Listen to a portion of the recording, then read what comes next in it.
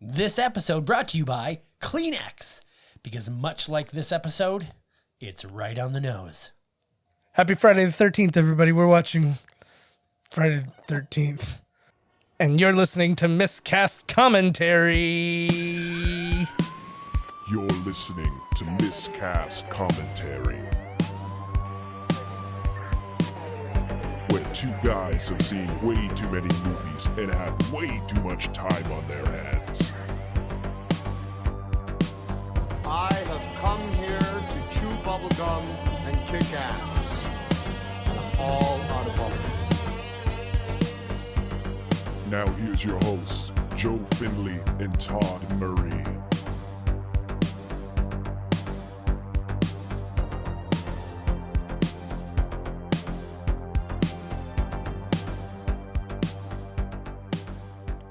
Hey, everybody, and welcome to Miscast Commentary. I'm Joe Findlay. I'm Todd Tebow, the Sailor Murray. And it is Friday the motherfucking 13th. I cannot tell you if it's a full moon because it's actually January. But It is. Um, Imagine it was. Ooh. There's supposed to be like 4 super moons, like 15 full moons. Like there's all types of shit going That's on. like a Justice League of moons. There's all types of moon shit going on this year. So I'll much bet moon you shit. that there probably is something. Periods are going to be out of control. Oh my God! Like the floodgates in The Shining when the doors open. Boom! Crimson Wave, baby. Crimson Ooh, Wave. I love riding the Crimson Wave. But we are doing today, because it's Friday the 13th, and I thought about it this time, we are doing a Friday the 13th movie. It's not the first one we've done. We did Jason Goes to Hell. Yeah, that's right. I thought about that. So now we started at the end. Yeah. Now this is the beginning. Well, it's not even the end, because there's like... That's the end for me. Yeah. I'm not... Jason Goes to Hell is the end for me. He doesn't go to space. Yeah. He doesn't, He just does exactly what Ernest does. He starts by going to camp. That's right. He ends by going to space. And by fighting trolls, yeah. If there was one more, he'd be a pirate or some shit. Or slam dunk Jason. Slam dunk. Jason saves This Christmas. guy's unstoppable. Oh my God. He's very tall. He never has to run. He's They always find just where him he needs to be. he'll sort of be like Frankenstein from Don't Be Chicken Shit from the Monster Squad. Oh, Monster Squad. Where We he'll gotta just do be that. he'll be tired of killing kids. Yeah. And now he just wants to give back. For You know? sure. He works at the community. I'm thinking the Camp Crystal Lake Community Center Yeah. is going to be torn down. So they have to have like a charity basketball game that must be won. Nice. And I feel like it has to like take place in a Jewish community center. Yes, like of course. And a young Adam Sandler is going to be in it. I don't know how you make that And- happen. okay, I so guess you it's- Irishman age him So down. it's going to be Shabba-daboo, it'll be Jake. I thought you were going to say Adam Sandler will play Jason underneath the mask. Well, is it going to be a Jewish Jason where he'll have like the curls coming out of his mask? Then he's Joshua, right? Joshua, show me your dunking. Put the machete down. Throw the ball around. I can't put the machete down. I use this knife to cut my gefilte fish. Oy. I got nothing. I'd like to apologize. Jason in that movie will be played by the dude from Caddyshack 2. That Jewish guy. Jackie Mason. Jackie Mason will play Jason in that version. I like that that's your reference to Jackie Mason is Caddyshack 2. Not even The Jerk, just Caddyshack 2. Oh, yeah, true. But that's neither here nor there. But talking about Jason, though, Jason definitely, for me, he goes on that like Mount Rushmore of like horror icons, on there. right? Who else do you put on that Mount Rushmore? It would be... Let's talk about when you start the movie. Oh, you want to start the movie? Yeah. All right. Let's press play. Now, Okay, so anyways, that Mount Rushmore, how do we feel about that? the movie's starting. Yeah. Never heard of I it. felt like the WB symbol looks really shiny for this old movie.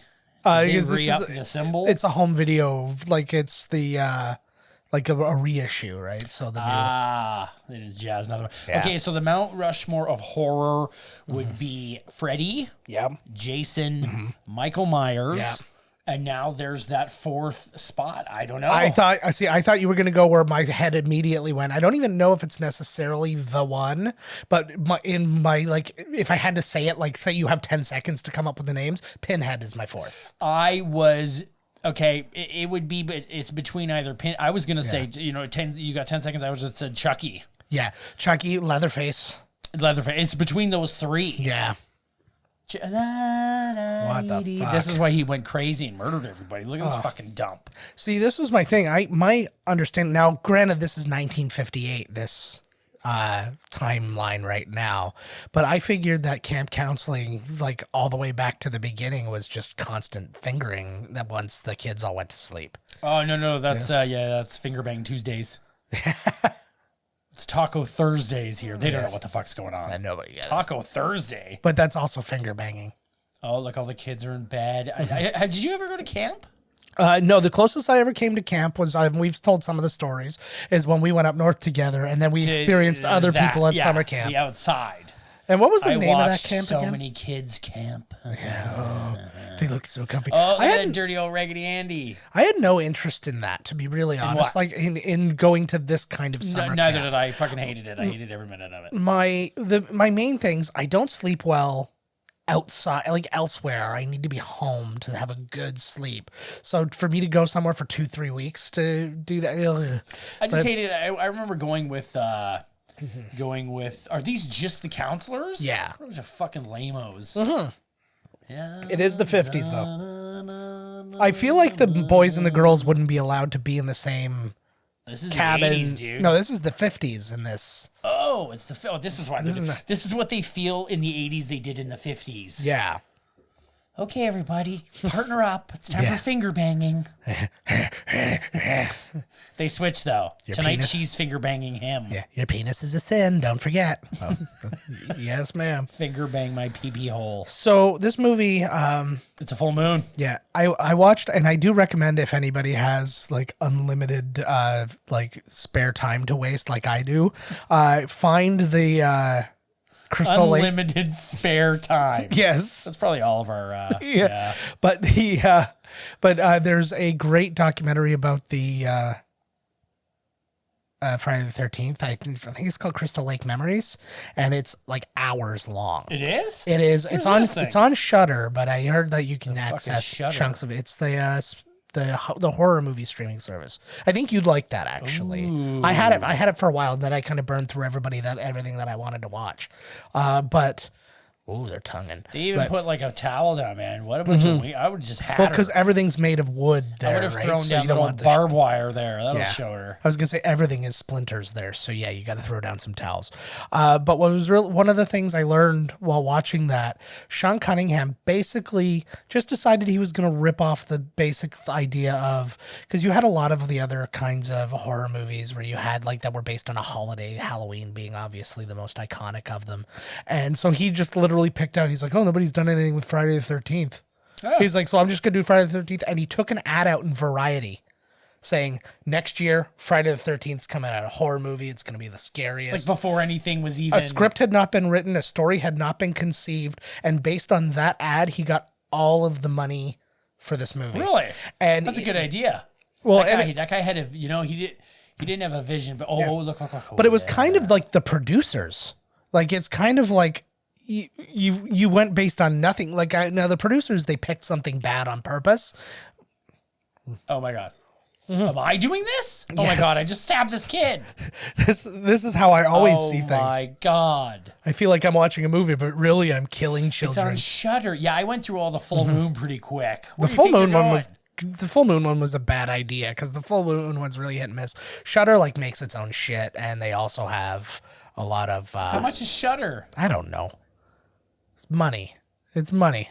Money you have. Whoa. So everybody spend your money on Shudder. Shudder spend your money on us. Did Right? you just take a picture of that girl and then zoom in? Oh Of my God, course I did. Friday the 13th. So- Saturday the 14th. Yeah. So Nothing much happened. so Sean Cunningham, and known as Sean S. Cunningham, who is a 3D that thing just broke your TV. Friday the 13th 3Dth. Anyway, so yes, Sean S. Cunningham directed A Stranger's Watching, The New Kids, with a movie with Lori Loughlin and James Spader. Oh my God, Lori Jailbird Laughlin? Yep. And he did, that's the only reason I brought that one up, is because she's in the middle of all that. He did Deep Star 6, Ooh. and he produced The Last House on the Left, which was directed by Wes Craven. They're actually quite good friends. An interesting thing, too, almost everybody involved with this movie hates horror movies. That's awesome. He doesn't like horror movies. The guy who who wrote the movie, does not like horror movies. They thought they were going to be writing like doing like big things. Steve Miner, who's an associate producer on this, he directed a few of the Jason movies after the fact, which was funny because he actually thought that making sequels to Friday the 13th was bullshit because it was like he's like, who's Jason? He's like, Jason died. Jason died at like the beginning of the first movie. I was gonna ask you. You just brought it up right now. Yeah. Sorry. Is this the same? Like, there's like Frank's Delicatessen and then Frank's Delicatessen there. Like, what the hell is happening? I feel there? like that's Frank's Hardware. Like, it's just like Frank owns this block. Both of them stores sell Coca-Cola. Yeah. Well, yeah. I guess you don't want to. When does Jason subsidies. start? 2? Jason's starts in 2 with no mask. He's got the bag on his head or whatever. And I think part 2 is sort of like this one, where it's kind of. Yeah. When does he turn into like the Jason we know? Yeah, like 4. I think it's between. I can't remember if it's the end of 2 where he finds the mask or the beginning of 3. I feel like it's the beginning of 3. But then there's the one Jason where it's not Jason because Jason's dead. That's 6, I think. No, but there's one. I think it's. Oh yeah, no. It's after it's Jason Lives. Yeah, which I think is either 4 or 5. I think and it's then 4. He falls off the barn and lands on that equipment, and I'm like, the fuck? I was like, this isn't Jason. It's some asshole. Yeah, and that was the thing is you find out it's like a copycat. Yeah, it's like some. They make masks of that guy. Yeah, because he's got this thing on to cover his face up. This looks exactly like Port de Lucie. It probably is. Look at that old phone. What the fuck is this place? I don't know. It's just some fucking bullshit small town. Like, they're not even picking the weeds out. This is definitely some abandoned place that they turned into this little walkway here. Yeah. It's definitely America, all right. Oh, America. Where is Camp Crystal Lake? It's a made-up place. Oh, we have Crystal Lake. We do. Yeah, there's actually several Crystal Lakes. Actually, Betsy Palmer, who plays Mrs. Voorhees, used to go to a Camp Crystal Lake on, what's it called? Like actual Camp Crystal Lake. Yeah, and it was in Indiana. She used to like. I wonder if they named it there because there is a lot of them. Probably. So it could be Crystal Lake anywhere. Yeah, probably. That guy reminds me of a guy who was like a pro wrestler at one point. This he dude. was, you remember the guys who were like the Killer Bees. No. Bushwhackers. No. Brodus Clay. You have to fucking stop.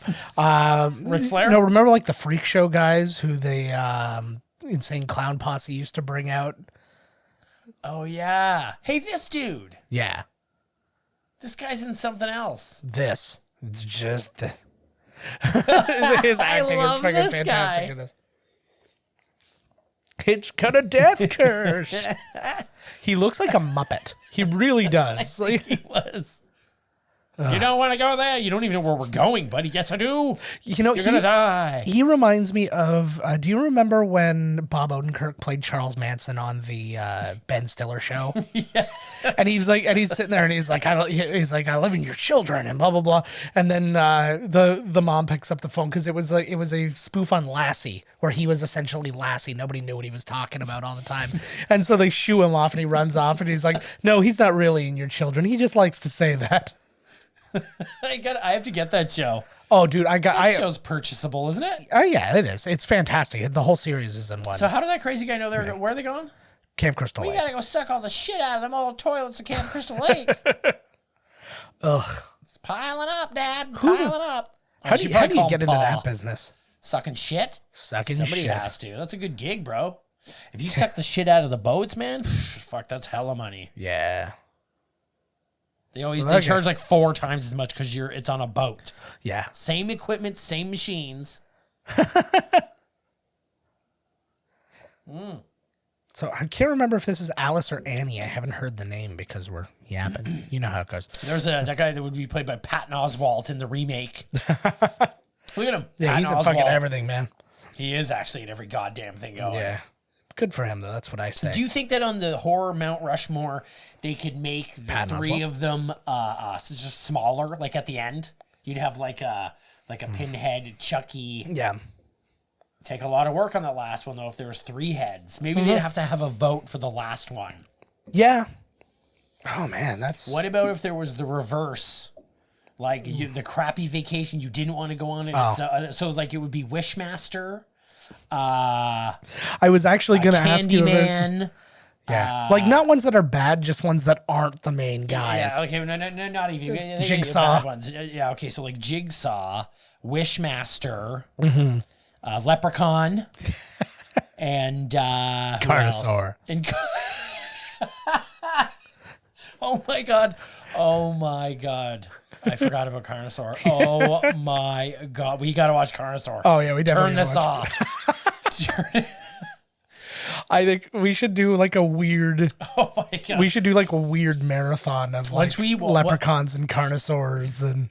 That Hell Comes to Frogtown. Yeah. Has just like it reaffirmed my love for movies that are like that. Because I know, my right? God, that movie was awesome. I know. It's just so much fun to just experience those ones, man. And that's why, like, oh, she's going camping. Yeah. Oh, she's meeting her friends. Yes. She's going to Camp Crystal Lake to go skinny dipping. Yes. To dip her breasts into the waters. That was like when I was on the boat. Yeah. And all the like, not Amish, I don't know. They all wear the exact same dress. Yes. The dudes of the same like the haircut, Mennonites. The Mennonites. Yeah. And they were, oh my god, they didn't start chasing us. So you turn on that damn chase music. Who the fuck? There's Kevin Bacon. Yep. Kevin Bacon and his dongs in the back. I just want everybody to know that is the Godfather from Mario Puzo and some kind of National Lampoon's word cross.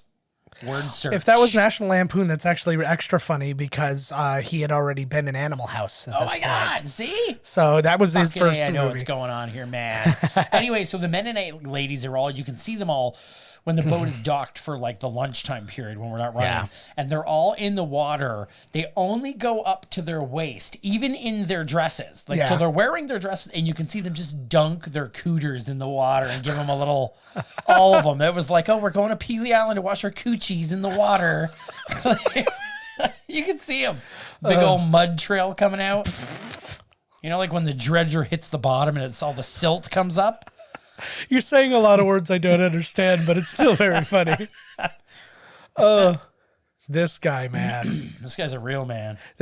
He seems like one of those guys who was just there and they couldn't film around him, so they just got him to agree to be in the movie. No. Just like you said with that skit, this guy used to be a golden retriever. He looks like everybody my father knew when I went camping.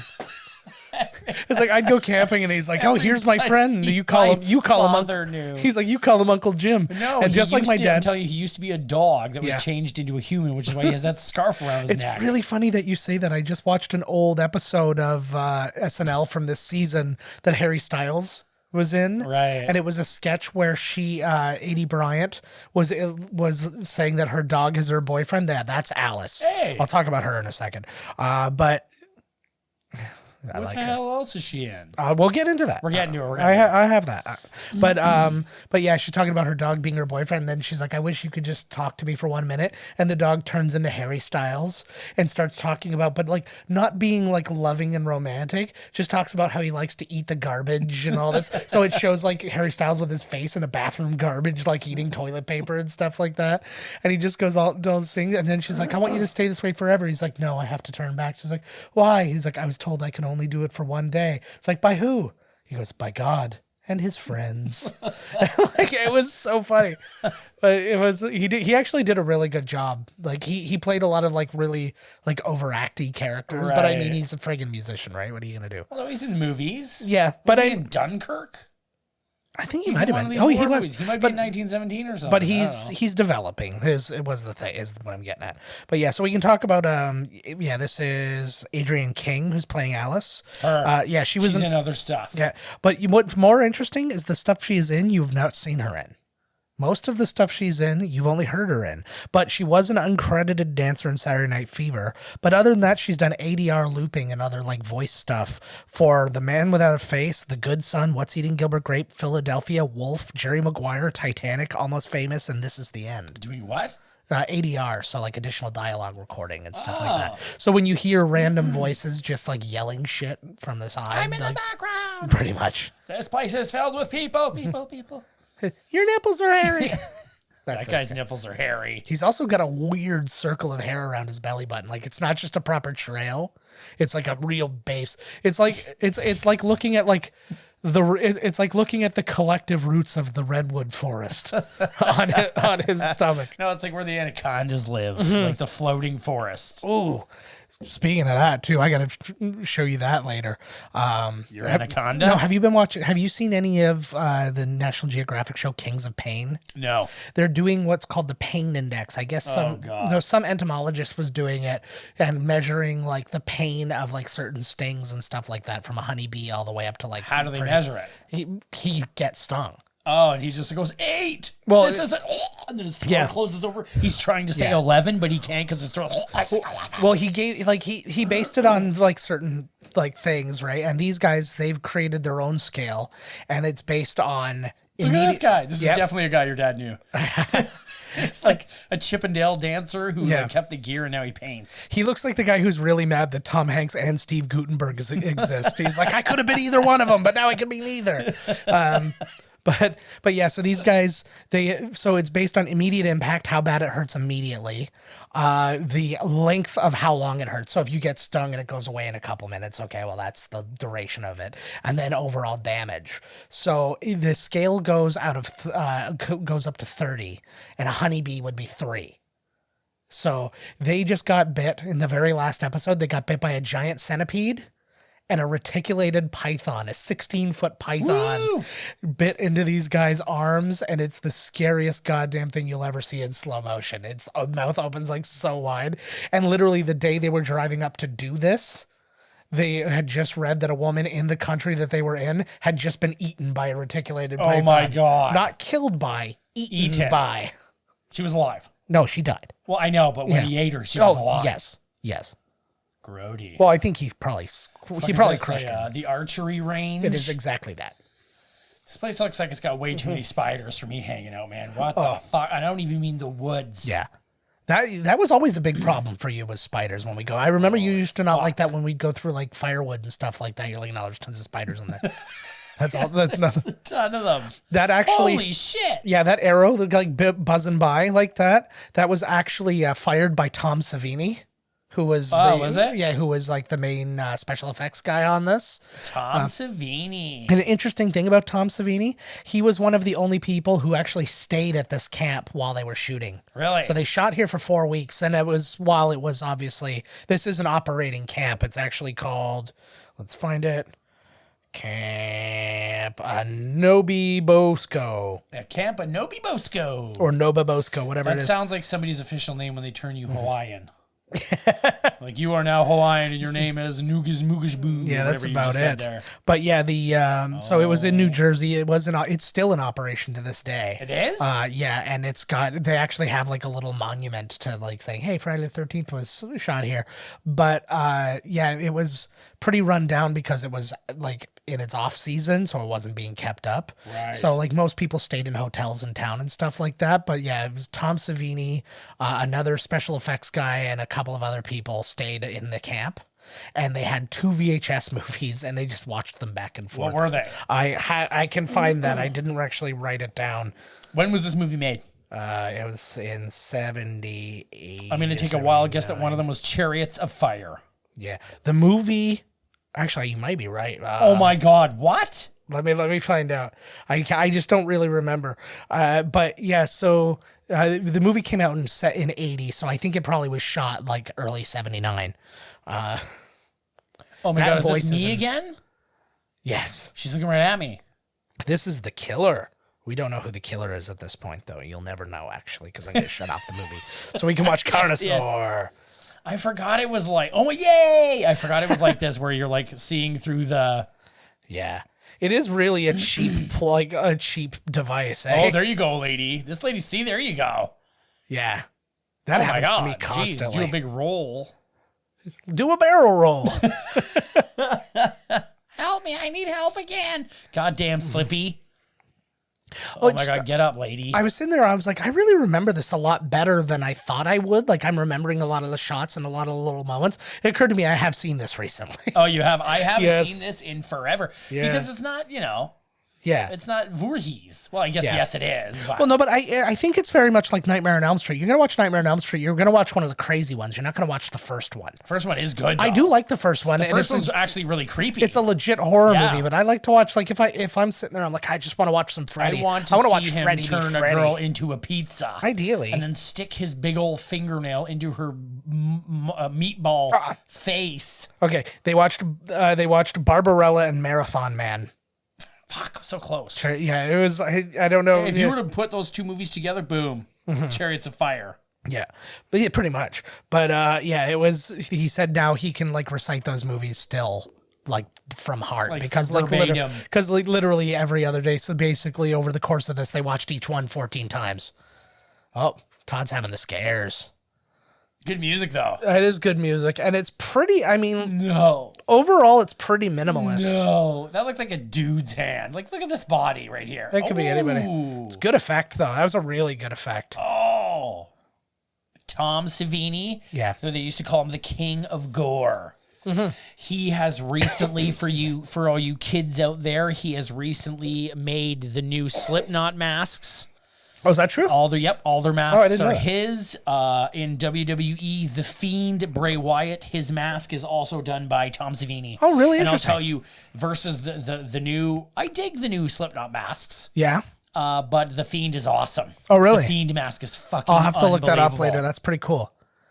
Yeah, but yeah, he got hired off of his work from Dawn of the Dead. They were like, he was literally like one of the first people hired for the movie because they're like, I have to get him. That kill, right? This reminds me of that scene with in Creepshow 2 with that oil slick out there on the attacking the kids while they swim on that little dock thing there. I have the floating dock. That reminds me very much of the camp that was next to us. Tawanga, that's the one. I kept wanting to say Wetaskiwin, but that's one that's near here. Yes. Yeah. Every time I see Camp Wetaskiwin, I always think about Camp Tawanga. Yeah. That's funny that I just thought of it right now. Mm-hmm. Oh my God. Oh my God. That shark is a man. Yeah. I can only tell, like, I'm glad that this is something that went away. These POV shots, like, really are fucking annoying. Oh, that first slit throat kill was better than any kill in the Jason remake. That movie was so fucking disappointing. It was a weak, every fucking move was just like machete to the head, machete to the head, machete. I was chop their heads off, chop their arm off, beat them with their arm. Like there's so many. I was like, how is this like the tamest movie ever? Okay, to your mind, like just based on memory, what is your all-time favorite Jason kill? I think there's a couple. I really, really like when he uses the little dude's face to smash the chick's head in and then sticks his face in the deep fryer. Jason Goes to Hell. Yeah, but I also just really liked when he picks the chick up in the sleeping bag and beats her up against a tree. That's my all-time favorite one. I think that's in 6. I think, and my second favorite from that is also from Jason Goes to Hell. It's when the signpost goes through the guy and then up. Oh yes, when he's like when they're banging. Yeah. I feel now like I'm seeing like more titties on Netflix stuff than I'm seeing in the movies now. Yeah. Do you think that this whole movement thing that's been going on is going to be the death of nudity in films? No. Because I haven't seen a movie on the theaters that had a lot of titties in a while now. But there's not a lot, like no reason titties. Like there's going to be a reason. Well, I like women now are, enough of them respect themselves enough to go, hey, I'm not going to do that. That's pointless and I don't need to. So wait, so you're saying that if somebody does nudity in a movie that they don't respect themselves? No, it's just, I think that some of them are more willing for career reasons. What about like when women do play with, they're like, I'm just fine with my body and I don't care and I'm celebrating and I'm naked. Well, then that's great. That is their choice, 100%. I'm gonna get women like that to take their tops off, not the women that you want in your movies. But when I say respect themselves, I'm not saying that it's because they're naked they respect themselves. It's they respect themselves enough to not do it just because they want them to. Right. It's just like, oh, can you get your boobs out? It's going to be in the script, Why? Boobs. Yeah. And you don't sign on unless you're willing to show your titties or your flaccid to half flaccid penis. So I will tell you that PETA was not on set for this movie, and what is about to happen is a real snake being murdered. Oh my God. So we got that. But after watching that Kings of Pain where the snake, I'm like, yeah, murder all the snakes. They're fucking monsters. Like Machete versus shovel. Yeah. Yeah, that's the real king of pain. Oh my God, yeah, let's all go under. Yeah, so when he swings the machine, yeah, everybody get under the bed there. I get a real crush on that Alice girl, even though she's got the worst haircut in the history of the world. The one that's under the bed there? Yeah. Who married Tyler Moore there? Yeah, pretty much. Yeah. Oh my God, look out! They're having a real time here. Soil. Oh my butt God. crack. That guy, like Kevin Bacon's gigantic dong just dragged up that guy's back and probably left like a snake trail. A snail trail. See, I can't. Yeah, I have a hard tear time. the place apart. There, yeah. Oh, that was a real snake. Yeah, just chopping it up. Look at that. You know they did this 157 times. That's 157 dead snakes. Yep. Well, no, for the first couple, they actually just like stitched the snake back together. And then, How old are these people supposed to be? I think usually camp counselor ages, probably between like 17 and 19. Yeah, okay.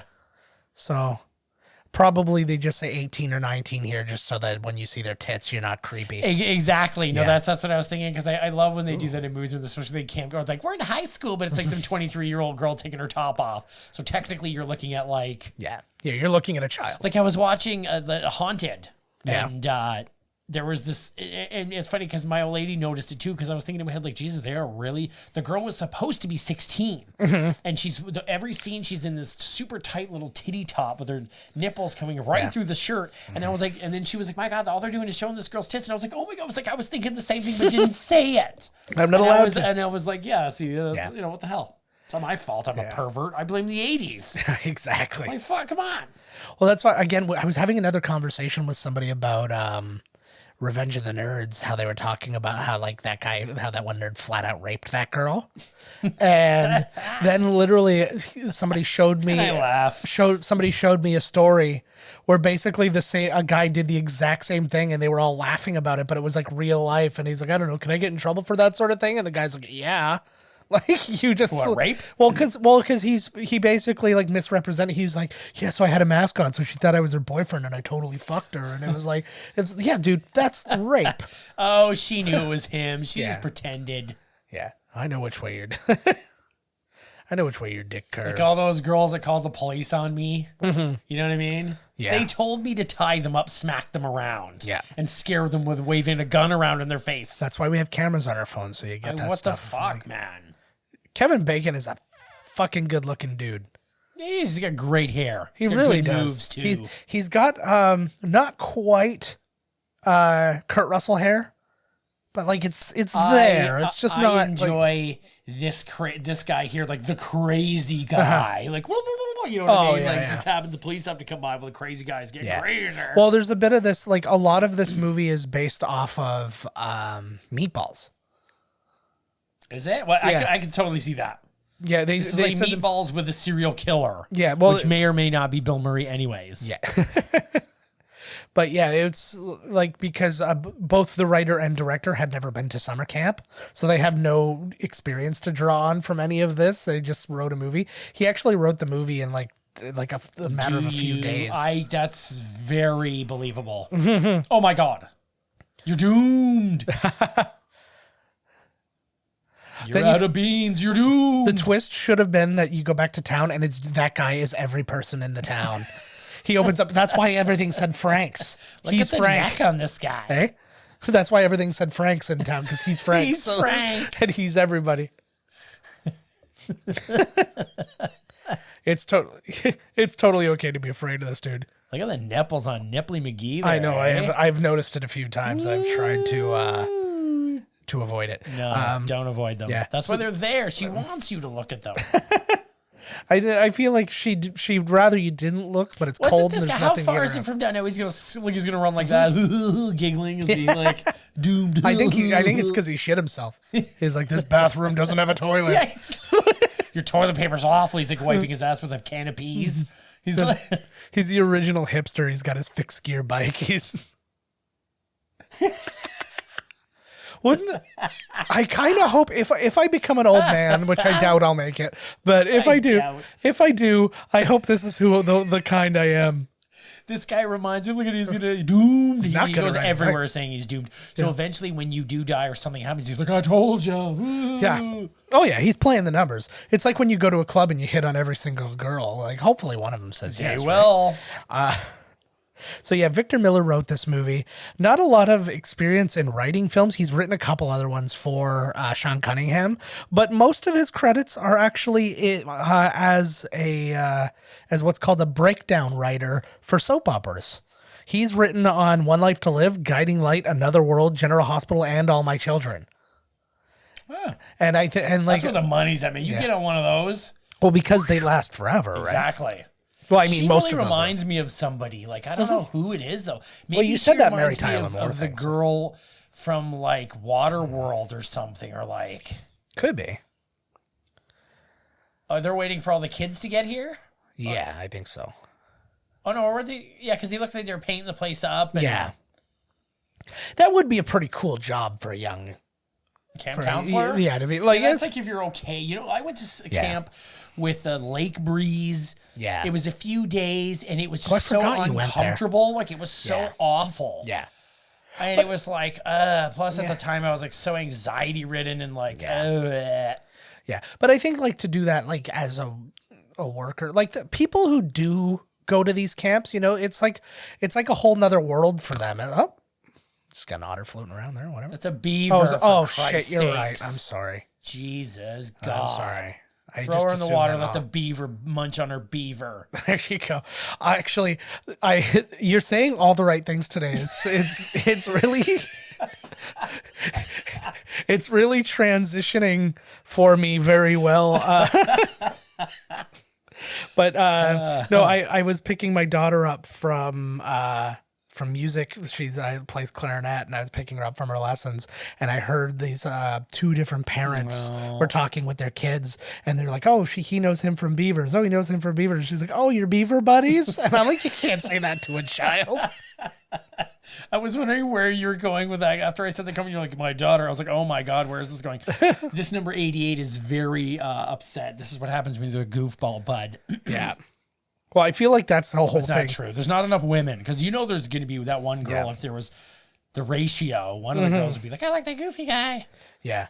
The nice thing about this movie, they didn't have to build any. Well, they built one set for this entire movie. The bathroom set that we see later on is the only set that was actually built for the movie, and that's only because the bathrooms were like you couldn't fit a camera crew in it. But like everything else that exists here was already here. Uh-oh. This guy dead already? The kids aren't even going to make it here. Yeah, exactly. You gotta wait for the kids to show up so you can like. Well, I guess the murderer maybe doesn't have a problem with the kids. Yeah, I guess. Well, I never saw Jason. I know he went into the cabin in the one, but he didn't kill any kids. Like when Myers came back in the new Halloween, he was brutal. Like, it seemed like in the other Michael Myers movies, the other Halloweens, that he was just after the family. Yeah. And he would actually leave people alone. But in this one, man, if you got in his way, he'd fucking murder you, no problem. Yeah. Like, he was hella, like, murderous. Oh, yeah. That was actually why the Jason who was in Freddy vs. Jason was one of my favorite. Remember the one scene in, like, the cornfield party or whatever? He kills, like, 75 kids in, like, 2 seconds. That movie was awesome. I forgot about that movie, actually. It is a fun movie. It had good gore in it, too, and he slashed his buddy in half. And yeah. Well, it was... I feel it's a dumb thing to even say, but I feel like it was a respectful... I think they did it really well. I don't think I think that movie's underrated. Yeah, no, I agree. I agree. Is that your girl? No, yours is Mary Tyler Moore. I can't steal Kevin Bacon's woman. He's very female. She's got a weird face. It looks like it's like a face cute. on top of a face. A face on top of a face. Like, yeah, I don't know. It looks like just a bunch of prosthetics. Like, you know, somebody who like lost their nose to a to like a flesh-eating virus or something like that, and then they have like the. Oh, I can't even think about that guy. That guy who had he had all the prosthetic pieces that he could take out his entire like upper mandible, and he could take off his nose and all that stuff. Then he just had like a flobbity lip there, and that was like it was awful. Oop. You're staring at my flabby. I can't even do it because it would be like way too. It would sound like Zoidberg's genitals. Oh, here we go. I wouldn't. I tell you, no matter how horny a teenager I was, I would not be having sex in that camp till it was squared away. Because look how fucking rabies ridden that place. I know. Right It's now. like, well, they're just horny kids. This is what gets you killed in horror movies too. Yeah. So you know that like I would have been totally safe. Yeah. I still would be. This place looks so much like a herpy that the movie takes place on Usher's dick. Oh, butt crack. Plumber's Just saw crack. some underage plumber crack. Yeah. I can't. Yeah, see, this is the type. This is the, like I couldn't be here. Yeah. I'm not a little prissy press. Yes, I am. Yeah. So tell me, Kevin Bacon, why do you come up to this camp every summer? Because the town I'm from doesn't allow dance. They don't come up here. Yeah. Oh. Oh, I think we see her boobies. Watch it. Do not watch this movie, Is Kira this Sedgwick. Kevin Bacon's? This is not his first movie. No, this is his He was second in, movie. He was oh, in this Animal is- House first. Animal House. Wow, Oh wait, yeah, no, there wasn't was another one. There was another small movie he was in. Oh, he wasn't a very big part in Animal House. no, He was sort of just standing with Buddy a couple times, and Well, he's like he's in some of the background. he's got some lines, but he's not like he's not one of the main players. Right. But yeah, he's One of the B in or it. C guys of their gang. Like I'd say he's probably top 10 in the credits though. There's a girl. Yeah. I swear she's in something else. Oh. It's like Evil Dead. He's singing. Yeah, I found this book down in the basement. So the guy who's playing music right now, he comes from a very musical background. That's Harry Crosby. That's Bing Crosby's son. No way. Yeah. And he Hey, no shit. That's a good piece of trivia right there. thank you.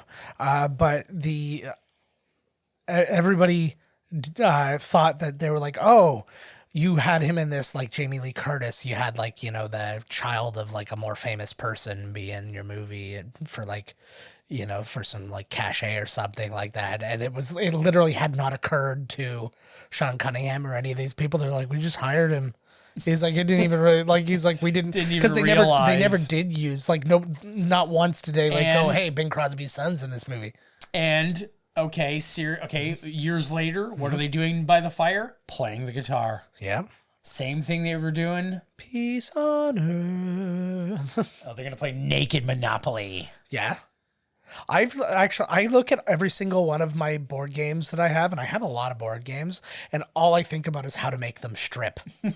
How to make I it a was like, strip game. Strip Cards Against Humanity is pretty easy. You instead of picking the funniest one to give like the point, you pick the least funny one to take the piece Right. of clothing, right?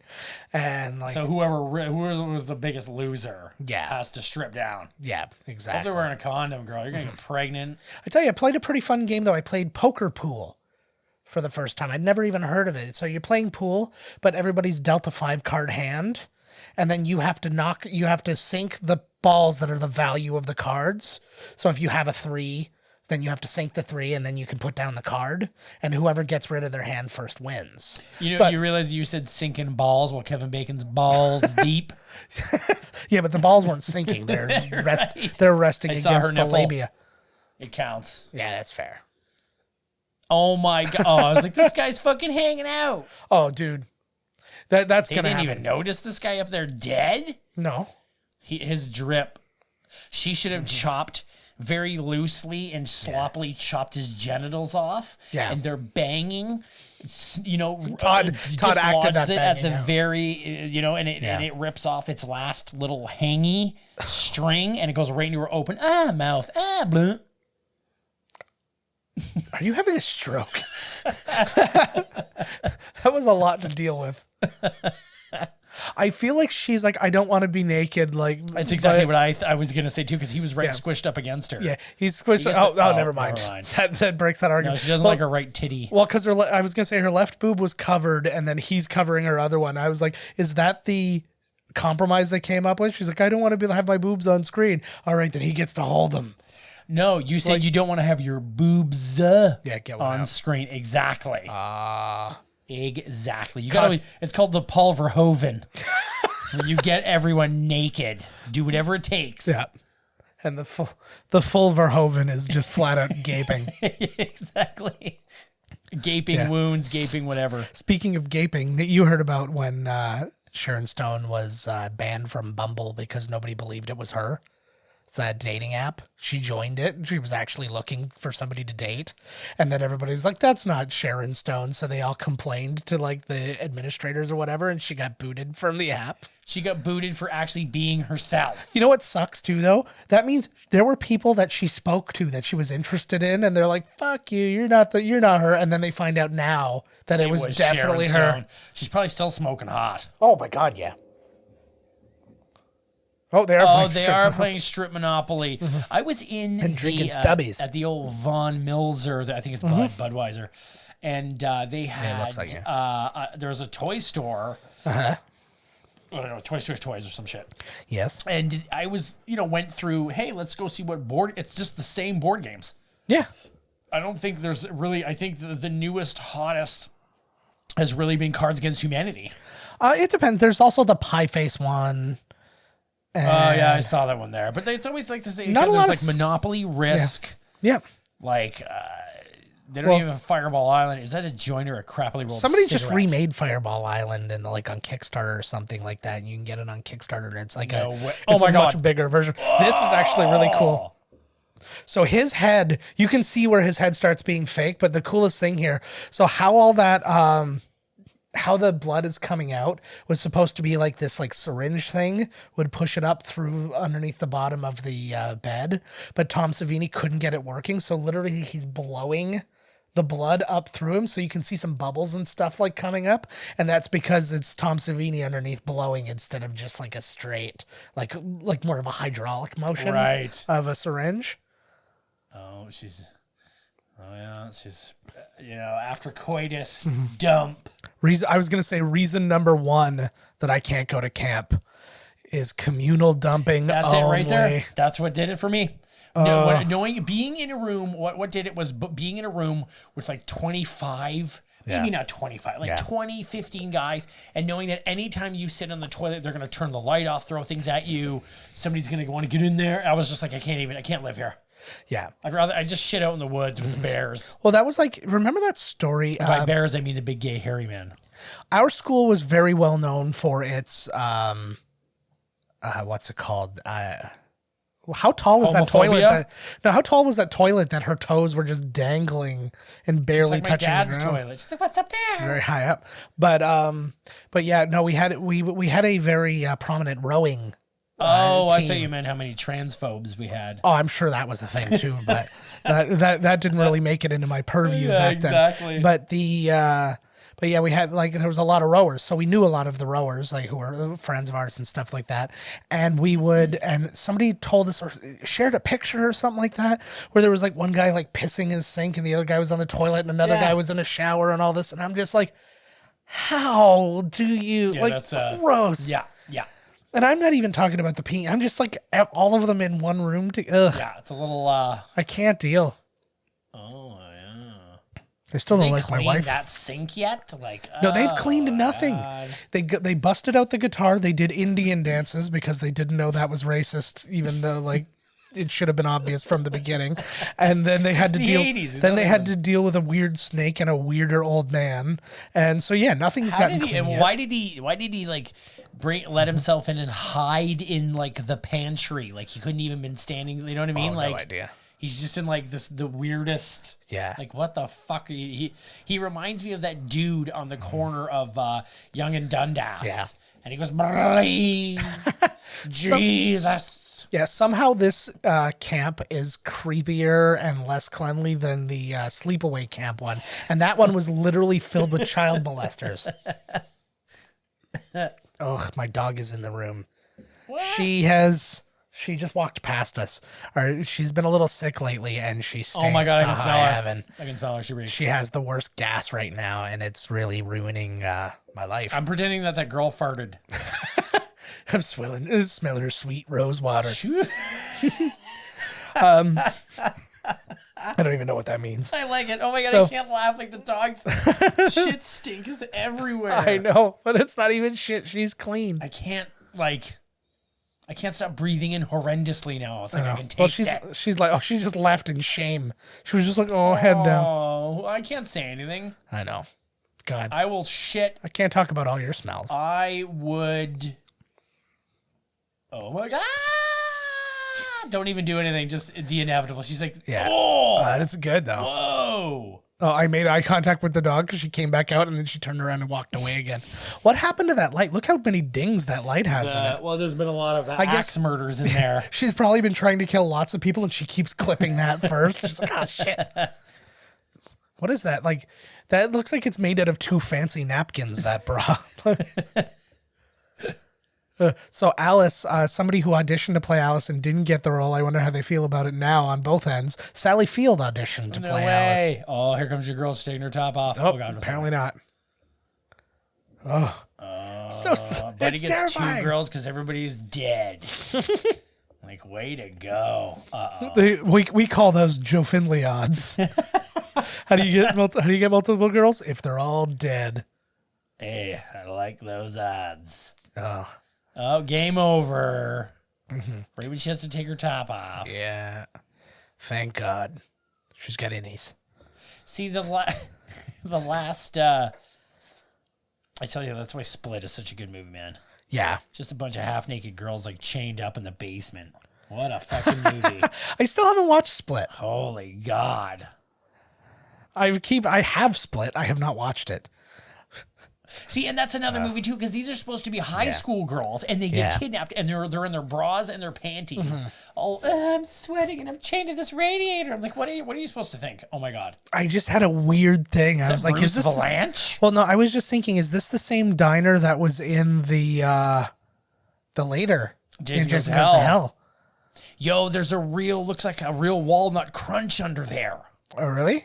Look at that thing. Oh, I gotta show you pictures. I made donuts this past week. Oh my God, Dude. what kind were they? I made a peanut butter donut with crushed peanuts on top of it. Oh, man. So I was a peanut butter glaze with that. Then I made a maple glaze donut.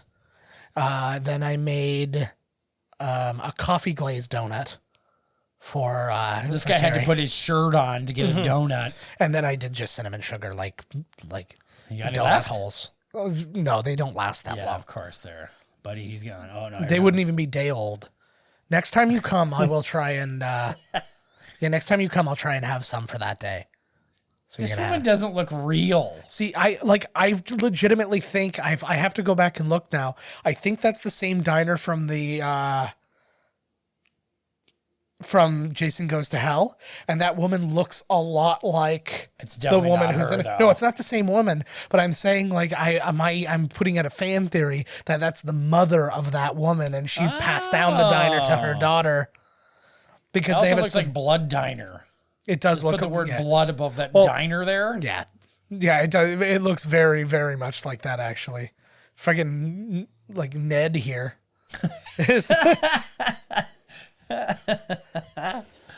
Like a Ned. Ned Flanders heading to Camp Ned Crystal Lake. Flizzy Brizzy. So we've seen a couple. We've seen 2 different Jeeps in this movie, and they're both the same Jeep. Every time you see a Jeep in this movie, it's the exact same Jeep, no matter who's driving it. Oh, it is. So- that's awesome. I feel like there should maybe like the last one it happens to, but I feel Yeah. like there should be more running. Yeah, Like I'm gonna go hide somewhere. yeah. But this was one of those. Even in the later ones when Jason's get really dumb, Yeah. I would still be fucking scared pissless Well, he's a if the giant. guy was after me. If you have any Jesus. giant dude with a machete, I'm already out the door. Like I'm not gonna go. Hey, what do you want, Mister? Like the one where the girl is, I don't know which one it is, but the girl's like, it looks like this room, only there's some, I don't know, almost maze-like little metal things, and she's crawling under, and he's going into the one room and coming around, and was like, holy fuck, like, Yeah. I need a good rain slicker. You got a good rain slicker, city boy? Actually, I'm the only one in the family. There's some really nice raincoats that we bought from this like outdoor shop that like fold up really small and go into like these tiny bags. And I was like, oh, they're very cool. And I'm the only one who didn't buy one. And then we proceeded to go do a bunch of hiking over the summer, and there was a ton of rain, and they were all nice and dry, and I wasn't. So, lessons learned. I don't have a slicker like that. I want to get one that goes, buddy on the dock, big sexy. Big sexy. He's got one that goes down to his ankles. It looks like so Matrixy, but that's the way to go because you are not getting. I hate wearing rain gear though. I fucking hate it. Yeah. If we would hose on the boat and it was like not cold, I wouldn't even put anything on. Speaking of hose on a boat, I was shooting a rap video the other day. Boats and hose. Boats and You know what the thing that kills me about these people? I don't know, it's just because I've seen so many horror movies as a child that it's warped me. Yeah. Like these people just like, I'm just going to walk in the dark 50 feet to the thing and brush my... I'd be like, somebody come with me. It's fucking terrifying out there. Or at the very least, like flashlight. Well, she had a flashlight. Oh, yeah. I'm one of those guys, like when we would go camping, I have like one of those really good LED flashlights, but I also have a headlamp. So I can light up, I use the flashlight to light up the main path. And then my headlamp is me keeping my head on a swivel looking for monsters. Looking for a monster. You fucking right. Can't trust nobody. Can't go to camp. Can't go anywhere. So much goddamn rain. Can't go into the water. I can't go to camp. Can't go to space. Not allowed near a school. Yeah, that's a different thing altogether. Apparently, I'm the bad guy in that one. I was very proud of my tweet. There's some billionaire who he's one of the first people to book passage on like the SpaceX flight around the moon. And he's now looking for a girlfriend to take with him. And I'm like, man, you must not be a catch if like self-made billionaire is not enough to close the deal with a woman. Right. I was like, ew, no thanks. I could take you to the moon. Well, in that case, that's even more like when you pull up in like the Maserati. Yeah. Like, ooh, let me in. Yeah, exactly, right? God, what would that flight be like? Because that's like a several day flight. I was thinking that would be amazing. If you come back alive, oh my God. Yeah. Something's going to happen. They're going to see something on the moon that they shouldn't see. Mm-hmm. Rick James. Super freaky. Unity. Oh my God. It's just Rick James dry humping like a moon crater. Singing Super Freak. He made a woman out of like moon dust and he's smacking her. He made a woman out of the moon, eh? You're a woman now, girl. He's just like put some rocks up. It's just two giant rocks and then like a... They don't call me Moon Daddy for nothing, girl. He doesn't give a fuck. He'll fuck a planet. Fuck. Nobody notices that none of their roommates have come back or anything. Like, oh, I would just assume that's what it. I know. Do they eventually? I'm sure if they start saying kill, well, there's a bunch because there's just a and then there's sometimes kill. That's awesome though. That's like a. Oh, there we go. What was that? I don't know. It would actually occurred to me for once, if that not for the fact that she reacted to it, I thought it was in my house. But then she reacted, so I was like, oh, okay. Unless we're living... Yeah, where is Jason? Man, they need to redo all these movies. What the fuck? Like, I think that we're in a stage right now where we need to just, like, we're letting everything sit for a minute. And then we're going to do it because actually the next, what's interesting is they are doing another not Friday the 13th, Nightmare on Elm Street, and Robert Englund is back as Freddy. What? Yeah, that just got announced fairly recently. Really? Like in the last couple months. I didn't hear about this. Did you just make this up? This is a dream you had again? No, I read this. Let me see. I heard some random. Oh, she's gonna get raped by the trees. Oh God, Evil Dead tree rape. Yeah. Or the girl's getting raped. She like everybody else has a rain slicker but chooses not to use it. I respect that. It's like all the kids nowadays. Everywhere I go, it's the kid. They're all just wearing sweaters. Yeah. Like, doesn't no kid under the age of 20 own a jacket? Like it's freezing out there. Is there something going on? Ask your daughter if it's like, is it uncool to wear a jacket? Well, she's at the age now where like they'll wear a jacket. Yeah, but I think it's like uncool to wear a jacket right now or something like. Yeah, well, it's that makes you Somebody weak. made a fucking TikTok video about how uncool it is, and all the kids are like fucking those TikToks. That's Kesho, right? Kesho with TikTok. Oh fucking A. Mm-hmm. Is she doing something still or what?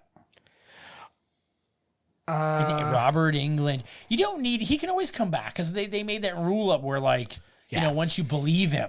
Yeah. Once you start believing in him, then he gets, he's unkillable. Yeah. It's Freddy and Tinkerbell basically have the exact same rules. If you don't believe in me, I die.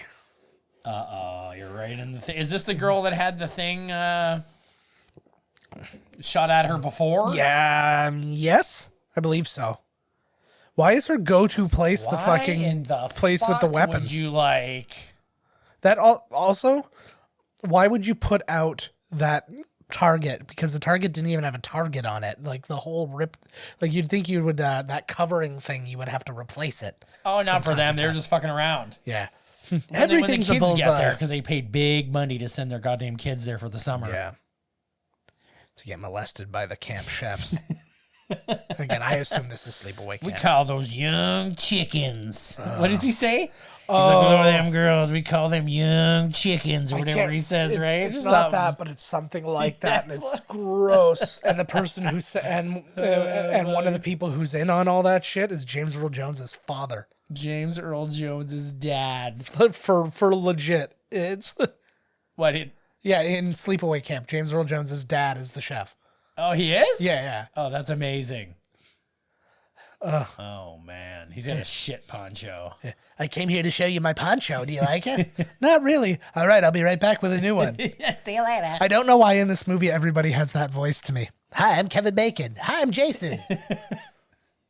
Of course. Like, you can't see anything out the window regardless. Yeah, I can't see anything. Yeah, it's That's dark. not even a window. You're looking at the spice rack. Like, what the fuck? Like, I don't see anything. Oh, yeah. All I can see is the cumin. It's cumin. You can't pronounce anything. These lanterns. That's cool. I dig it. I actually have like the LED version of one of those lanterns. It's nice. It doesn't do a whole lot of anything like if you're walking around with it. Yeah, though. somebody that I know has two of them. I like them. They're neat. They're just inside though. Like I don't think if you went outside it would do fuck all, right? But my camping gear is actually quite impressive. Like for what? Like for when I go camping. Like I've got lots of good lights. Oh, you got all the good gear and everything, eh? We got a gigantic. We got a new tent that's really nice and big. And oh my god! Don't wake that axe up. What are you doing? That axe has been up all night drinking whiskey. I called my dad to come pick me up. He would have been in the pantry. Did you find him? Let's sleep with an axe. Are they the only two left? There should have been way more people murdered. Yeah. How bummed would you be? Imagine you paid, because this probably happens a lot, like when the kids go camping and then they call their parents to come. People get murdered by a serial Oh, killer? definitely. No, but like the kids call their parents to come pick them up like a couple days in type thing. Right. But like how pissed would you be? Because then you have to drive all the way back up to God knows where it is and stuff like that. Get your kid. You've already paid for this thing. Like you just drown them, right? Suck it up, kid. Oh, absolutely. Yeah. Suck it up, kid. Oh, this is where they're gonna run around in the rain and find all the dead bodies. Yeah. Every dead body's set up so that they'll fall out of a drawer. Like we can't sit up. Yeah, we can't come get you. Mommy and Daddy are at a swingers convention, and Mommy's got a bukkake going. Exactly. What the fuck? Or as I call the bukkake on Twitter, a Cumberbatch. Cumberbatch. Well, he was in 1917. Yeah. For 4 seconds. I think everybody British was in that for 4 seconds. Exactly. That's exactly what it was. It really reminded me of one of them old ones with, like Sean Connery and Michael Caine, and it's got like all these people. All the war movies do that. I think The Thin Red Line was really good, and it was really good for that, even though I didn't like The Thin Red Line. Yeah, the movie was neat. But Saving Private Ryan did too. Like, hey, Ted Danson, what are you doing hanging out for a minute? Oh, yeah. That's a good movie, man. Oh, God, yeah. We'll do that eventually. That's going to be a two-parter, though. Oh, but I'll be a mess at the end of that movie. You'll be fine. I think I've seen it enough to not sob like a baby at the end. end. Well, no, you know what keeps us from... Because there's movies that we've watched that have made me emotional in the past. Should we watch Saving Private Ryan? Do you think maybe that might be too...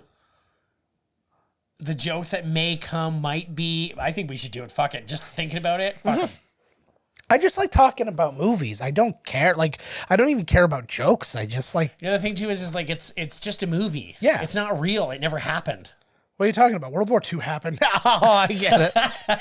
I get it. Just a little Holocaust denial joke for all you guys out there. Yeah. Schindler's List won for best nonfiction. Yeah, right. That's just run. We're gonna be this podcast is gonna be sponsored by like fucking InfoWars starting next week. Yeah, the return of InfoWars. Oh my god, they all look like fucking Pac-Man ghosts running around. If Alex Jones called us, and said that he would give us mecha money to do this podcast for InfoWars, would we do it? You know what? I'm going to sort of say yes, but There'd have to be a squad, right? Like, we're not going to do your agenda. We're just going to do our show. Yeah. I'm just like, I'm not changing a goddamn thing we would tell him that we're all aboard. And then the moment, we want to sign on the dotted line and get paid my yearly salary up front. Yeah. And then just fuck him. Literally. Yeah. He doesn't see, he only seems like a fake strong man because those vitamins that he takes for the doomsday is all bullshit. So you can pin him, you can pin him down and fuck him as much as you want. I think Alex Jones is like something that they scraped off of Rush Limbaugh's ass. Yeah. There really has been, and you're like much like the, like that evolutionary scale where you like see like from like ape to man type thing. You kind of have that like going from like Rush Limbaugh to Glenn Beck to fucking Alex Jones. So wait, this guy. Oh no, okay, he's just getting a ride. Yeah, because his car got fucked or something. Yeah, I can't start my Jeep because it's somebody else's turn to drive it. Yeah. Hey, it's gonna be in another scene in 5 minutes. Yeah, exactly. Why is this? Oh, that guy. I didn't even drive him all the way there just to the friggin' opening. Yeah. I remember when I was in... He was getting a call, so I get it. This is just like this, man. I was in Owen Sound. Yeah. I came out of a bar. What are you doing? And we're just like burp talking. It's like here. I'm fucking burp slurping. Yeah. He's slurping up some groupies. I thought I was going in the proper direction. Yeah. And... all of a sudden, I end up in a campground like this. And it was really? pitch fucking black. And I was like, where the fuck? It was cold as hell. Yeah. And I was like, I didn't know what to do. And thank God a cop came by. Really? And I flagged him down. And I was like, dude, I'm lost. I was like, can you please help me? He's like, where are you trying to go? I was like, this hotel. He's like, oh, man. He's like, it's a good thing I'm here because it's like on the other side of town. Like I went totally the wrong way. Really? And then he dropped me off. Wow. Well, that's nice. I had to give him a Blumpkin. Yeah. Oh, God. Of all things to have to. I remember I didn't learn what a Blumpkin was till college, and I wish I never learned. Like it was just like somebody just explained it. I'm like, how did that even come across your desk? Like did the power just go out, or was that like it's just a fade? Oh, okay, so we haven't seen a bunch of the murders. Yeah. So those are going to be the bodies in the end. Like they're going to run, and they'll be like, there she'll be stuck to the. The thing with the arrows. Yeah. Oh, yeah, for sure. You'll get some of those. So I don't have a lot of information about the actual box office activity of this. I know it was a hit. It was budgeted for it was originally budgeted for $500,000. That's what it got its initial money for. It ended up being $550,000 all said and done, and it made $39.75 million. Whoa! So it did that's good return on your money. Yes, it is, especially in 1980. So. Could you imagine if you made $39.5 million? Like, even if you made that, Jesus, like percentage, like I like listening to friggin' Star Wars. They're talking to Star Wars. Why was Star Wars such a disappointment again? And then in the same article where they're talking about what a disappointment it was, it says Star Wars, which has just crossed $1 billion worldwide, is such a disappointment. But I'm like, no. I was like, just if you're using math, the answer is no. It may not have done as well as The Last Jedi did, but that's not right. Its success is based on numbers. It's not based on what a different movie did. Yeah, I never understood that. Star Wars, they'll never win. No. I personally think that they should have come out with Buddy's trilogy separate new one. Yeah. Then come out with but then they all might be dead, but whatever. Yeah. Well, so, hey, we lost one of them. I don't know if it was like the best personally idea of like kind of rehashing the characters and shit. You know what I mean? Having Han and. Well, it was something that they had been trying to do for so long that I felt like they couldn't give it up. Because, I mean, George Lucas, when the prequels came out, had dinner with all those guys trying to get that 7, 8, 9 going. To get them. Well, he did have plans for 7, 8, 9. He actually at one point said, though, and I feel like he's trolling, but he actually said that it was going to take its place essentially in the world of the midichlorians. So like no, you wouldn't see any of the characters. It would be like almost Osmosis Jones, right? Like single-celled organisms living their life. But however, he didn't really explain anything, which makes me really think that he was just fucking trolling everybody. He's like, I don't even fucking own this company anymore. Fuck all of you. I feel like that's where that actually was. But God, I don't even know how you live in that situation. It's like, how much power do we have? I don't know. Stick this ruler in that tank and tell me. We have 6 inches of power left. Is that good? Hey, that's how they do it. I don't know. That's how they do it on the boats and everything, man. You put essentially a giant ruler down there and measure where it is. My entire house is voice activated. You think I could survive anywhere else now? See, that's the problem. I live in an apartment where I can problem. tell a friggin' speaker to do whatever I want it to do. Whatever Whatever. he wants it to. It controls my TVs. It controls my lights. It controls me. Oh God, nothing can control you. I've tried so goddamn hard. Google, help me murder my family. The only good thing is that you are USB rechargeable, so I can keep you up late for these things. So the biggest thing that I learned from this movie, which was such a bummer. Don't go to camp. Don't go to camp. Don't have underage sex. No, only have underage sex. I still only have underage sex. Just I'm of age, but I can't. I can't even. Both of you are of age, think but the sex is underage. Yeah, I can't even that think. Make sense? Yeah, I get it. Yeah, this is new to us, so Yes. it's 0 years old. Exactly.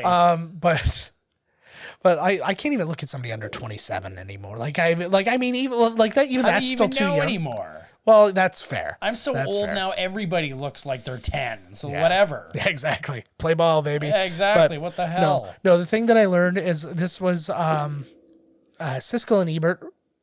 Very They they taught were you well everything you known. needed to know about sex, didn't they? They showed me. they performed for me. Two and I thumbs learned- up. Oh, that guy's still there. He's like, I got beans for you. By the way, that'd be the best. He just works there now, and he's like, "Here's your beans." By the way, you're doomed as the door's closing. By the way, for whatever. He's like the carvings in a labyrinth. No, then it cuts back. It cuts to him just alone in the dark closet. He nods. He's like, she knows she's doomed. But Siskel and Ebert, they really hated horror movies, and Siskel hated this movie. Like Siskel gave Jaws and Aliens bad ratings. Right. Like he was thumbs down on anything that was supposed to be scary, but he hated this movie so much that he gave away the ending in his review. What an asshole. And then gave away the address of Betsy Palmer, who we have not seen yet, who's one of the actresses in this movie. Gave her address away and then said, mail her and protest and tell her she's a piece of garbage. And Ebert called Sean S. Cunningham one of the most despicable people in the history of film. I'm like, God, what is your problem? What? You made a fucking slasher film for some kids. This was something for teenagers to go to and get some jumps. Like, why are you... Yeah, see some titties, get some jumps, go, ew. I understand not giving these things cinema thumbs up. But you can easily just go, you know what? I liked it thumbs up.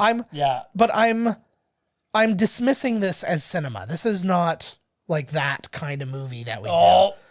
There you go. Which one? I didn't think he was going to have I thought it was going to be the girl with the arrows. Yeah. My question is though, Pretty good, actually. But how did he initially get up there? So he got his throat slashed. So he had to be lifted up onto there. She dragged him and put him there. Yeah. And then, whoa, spoilers. And then what arrows went through into the door? Dude, you acted like you just did something really wrong. I was like, it's not really a problem. Right? No. This movie I'm sure everybody is going to be through like, what the fuck? This movie is. Did you hear what he just said? This movie is almost 40. This movie is 40 years old this year. This is the 40th anniversary of this movie. So what was their general problem with horror movies, do you think? I think it was just A, they didn't like gratuitous violence. B, they had actually, one of them, I think Ebert wrote something that was about, it was called The War on Women, and it was about misogyny in film, particularly in horror films, stuff like that. But I don't really see that because the main people in this movie especially were all female.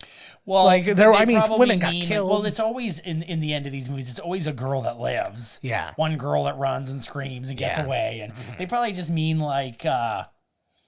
just the half-naked girls and the murders and the... it's a little thrill movie. You know what I'm saying? Come on, guys. Yeah. You think that guys that all they do for a living is watch movies? You think they'd actually have some guilty You know? And they did, like, I can't remember specifically what some of them were with Ebert, but there were some shitty movies on his list. So I'm like, why?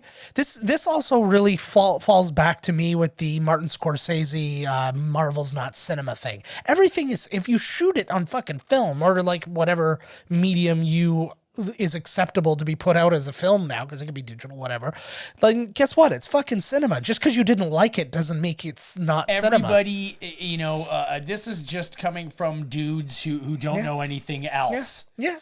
The world is, I'm not saying it's moving on, but there's different options out there. There's different things. There's big popcorn blockbusters. Yeah.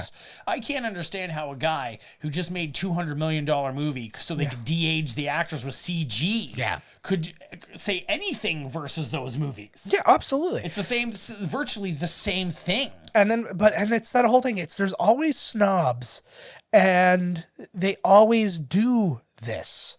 This isn't movies because it's not what I do, but at the same time, it's really hypocritical because it sort of is. Steven Spielberg, a good example. Well, Netflix movies shouldn't be up for Oscars because it's Netflix. They are now. And he's like, oh yeah, they got around that. Yeah, he's like, oh yeah, by the way, check out my projects that I'm putting out on Apple TV. Like, you know, like, Jesus Christ. Well, no, but he's not going to put those up for Oscars. Oh, I bet you he will. Yeah, that's hilarious. I bet he will. Well, although I think he's doing a TV show, I don't think he's doing a movie. But it's like it's that kind of stuff. So would he be okay if his TV show was up for Emmys on Apple? Is that the same thing then, or is it just for cinema? Oh my god. Yeah, that's the thing. Guess what? Like, these things are not TV. Like, movies and TV are not just the theater and the TV anymore. I was like, you might use those things. You might use a TV to ingest this stuff, but I mean, people are freaking watching this shit on their phones now. That's not cinema. Yeah. If you watch a movie on your phone, it shouldn't be up for anything. I'm happy to just be watching whatever. You know, if I don't like it, I don't like it. If I do like it, great. Like, I was even saying to my daughter, I was trying to kind of teach her because she's like, oh, that doesn't look good. I'm like, you know what? Sometimes just go watch the movie that doesn't look good. It might surprise you. It might surprise you. Worst case scenario, you haven't wasted that much time. Movies aren't that long. Well, yeah, sure. Some of them are. Yeah. Well, not anymore. They aren't. Well, I was talking to a friend about Christopher Nolan's Following, which was like his first movie. It came out before Memento, I think, but then it got released afterwards, like on DVD and stuff, because of the thing. And I remember watching that movie, and I'm like, it's the longest movie I've ever experienced, and it's like not even 80 minutes long. It's so short. I just saw a preview for Tenet. His new one. I'm just like, oh. Even the preview, I was like, somebody kill me. All this mystery and all these quotes, and then this car flips backwards, and it's like, everything you've ever known will be turned on its head again. I'm like, oh, for fuck's sakes. They're always ready. But that's the thing. I just try not knowing anything. Christopher Nolan is the most overrated director working in Hollywood today. I can't stand him. He mostly works in England, so it's fine. What you say has no bearing. He's not even in Hollywood. So Betsy Palmer, she takes this role as Pamela Voorhees. She did not have the first name Pamela in this. That wasn't until, I think, part 4 when you see her grave that you see Pamela Voorhees. But yeah, so she's Mrs. Voorhees in this. She takes this role basically because she needed to buy a new car. She thought the script was garbage. And the best part was she said this in at a panel for like the anniversary of this movie or whatever, and she flat out said, she's like, I looked at this and she's like, that script was a piece of shit and whatever, and she was sitting like a couple people down from the screenwriter and you could actually see Adrian King playing Alice, like patting him on the back like, it's okay, and she's like, I threw that piece of shit in the garbage and blah blah blah, but then she's like, I realized she's like, nobody's gonna go see this movie, it doesn't matter, and she's like, I need to buy a new car, so I'll just do it. And like, that's hilarious. So this is essentially... How could you say that after knowing now? Sorry, that you know now the movie is like a cult classic. Well, it made 30-something million for 500. Well, no, but you can say what you were feeling in the time, like that's fine. But it's like one of those things. It's like you have to admit that you were wrong is the problem, and that's whoa. Yeah. She really kind of gets into I it. was gonna say that even the girl that broke like her foot and was running, Yeah. this woman must have crazy mom rage strength for dragging these dead bodies around, setting them up in other spots for no reason, seemingly knowing where this will run. Yeah. She's like, okay, you know, I killed you across the camp. I'm gonna drag your dead body over to the other side, stick you to a door with arrows. Yeah. Do you suppose that that's why she has, Jason has such spatial awareness that he just shows up in front of you all the time? He learned it from mom. It's like you learned it all from mom. Yeah. Like, was she there? So if her recollection of her son is drowning that close, why didn't she go save him? I do have that thought too. Actually, I believe she worked in the kitchens at Camp Crystal Lake when this happened. That's why he was there. Oh, not after what happened. Yeah. And then and then when he comes back, he's gigantic. Yes. He was like He was a little he mongoloid was like a little kid. kid. Like, Like he was a little handicapped boy. well, the idea is obviously that he got older and stuff like that. my Except God, the end of this the old movie. fart barker just went by again. Yeah, I know. Holy God. She's like just crop dusting us. But the the fart barker, what the fuck is that? But is this her first time murdering everyone?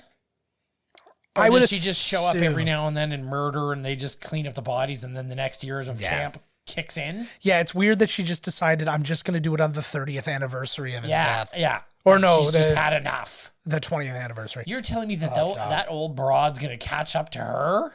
Yeah. See, she put her in there in case she tries to get away. Instead of like cutting the brakes or doing something like that, she'll put a dead body in there. Like this old lady must be crazy strong. Yeah, exactly right. Yeah, she's hauling humans around. Like she just put that dude up in a Put tree. him up in a tree. There's no rhyme or reason for any of this stuff. Like I would like to see a flashback scene where she's actually doing all this. Pumping iron. Yeah. But essentially this is kind of like reverse Psycho. It's like everybody usually does, like usually you do it for the mom, but this time it's the mom doing it for the son. And she's been murdering all night. Look at how nice her sweater is. Yeah. Well, she Is might there no blood on it. like she probably Dexter's up. Like she knows what she's doing, right? She looks like somebody. I'm trying to think of who it is. But you know what's really interesting? There were two people who were offered this role and turned it down or fell through or whatever. And both of them ended up doing something very similar. The first person offered this role was Shelley Winters. No way. Who turned it down outright. Estelle Parsons was the next one to be offered the role. She actually had signed on and then something had happened and she ended up not doing it. But they end up becoming Roseanne's grandmother and mother respectively in Roseanne. Oh, no shit. Yeah. Oh, that's right. Yeah. Yo, why wouldn't she just go to the gun room and shoot them all? Yeah. There's like 1,000 guns in there. Yeah. Because that's pretty inelegant. Like She wants to get her hands dirty. lazy assholes shoot people. Real murderers stab them and then hang them up in like impossible ways.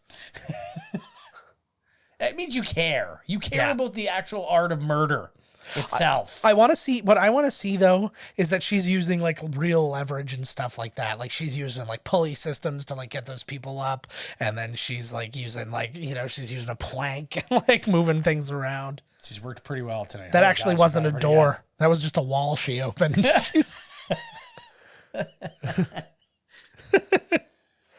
Jason. Blow her fucking head off.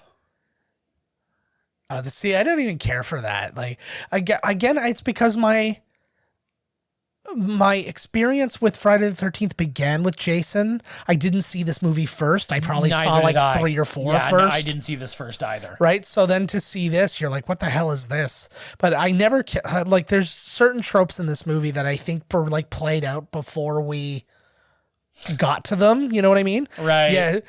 She slaps the shit out of her. She was like really going to hit her and stuff like that in it because she's a stage actress, and I guess they really hit each other, but they do like the cupped hand, so it's like limited damage type thing. So she was gonna like be slapping her, and then like Sean Cunningham had to explain to her, no, you just don't slap her, and we'll just move our camera over here, and it'll look like you did slap her. And she was like, oh, like wow, magic. Magic. Even in stage acting, they teach you the sight of line. The line of sight, whatever the fuck, right? Yeah, but sometimes you got to have like the slap, right? So they do. That's where you hit your knee wrestling style. Yeah. There's a lot of sweet chin music in Death of a Salesman. Like more than you'd ever know. Yeah. Oh my Lord, I have to poop. Good We're news. getting there. This movie, it's a terror poop. yeah, we have about 12 minutes left in this movie. I'll do all the goodbyes while you run away. We can do it. I'm surprised, man. I took a really good one before I got here. Good. How good was it? It was good. I've been taking my Metamucil. It's still a full moon, pardon me. It's always a full moon. Killer, mommy, killer. I really, really don't care for that. I also don't care for her teeth, but I mean, it is what it is. Killer. You think they're dentures? Porcelain veneers weren't a thing. No, there definitely weren't dentures.